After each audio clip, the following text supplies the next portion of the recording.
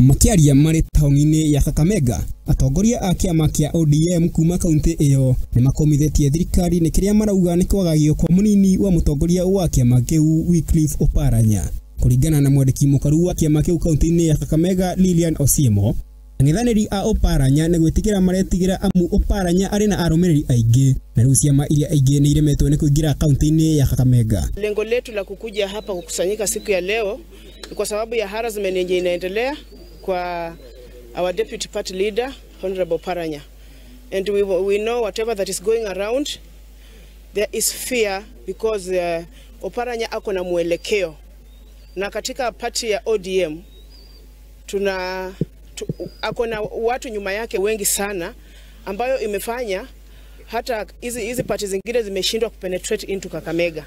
Oho, Osiemo ni ongereire ati uhoro wa mutongoria wa kiama giki Raila Odinga kurugama giturwa kia muikariri giti wa urumwe wa Afrika niguo AU ni usagire kwagagio kwa Oparanya. Vile walisikia baba anaenda kusimama kiti ya AU as a chairman, na ndio maana wakaanza kuvurutana na yeye. Atongoria aya ni mongereire ati kiama gia kuhurana na ungumania nikio EACC gitiri na uira muiganu na nikio marahuthira ng'enda cia ukinyaniria kwagithia Oparanya kiene, na riu ni marenda EACC ikinye Oparanya igoti-ini niguo etetere na atherie ritwa riake. If the EACC has enough evidence, there's no need of using media every time we are prosecuting Oparanya, Let them proceed and present that matter before the court of law. Let Oparanya defend himself, be cleared, and we continue. They have insufficient evidence. What they are trying to do is trying to intimidate him, maybe to succumb to the pressure that is not there. Oho, atongoria aya nimokiriire thirikari ya Kenya Kwanza makiuga ati irageria kwagagia Oparanya niguo kuingira kaunti-ini ya Kakamega.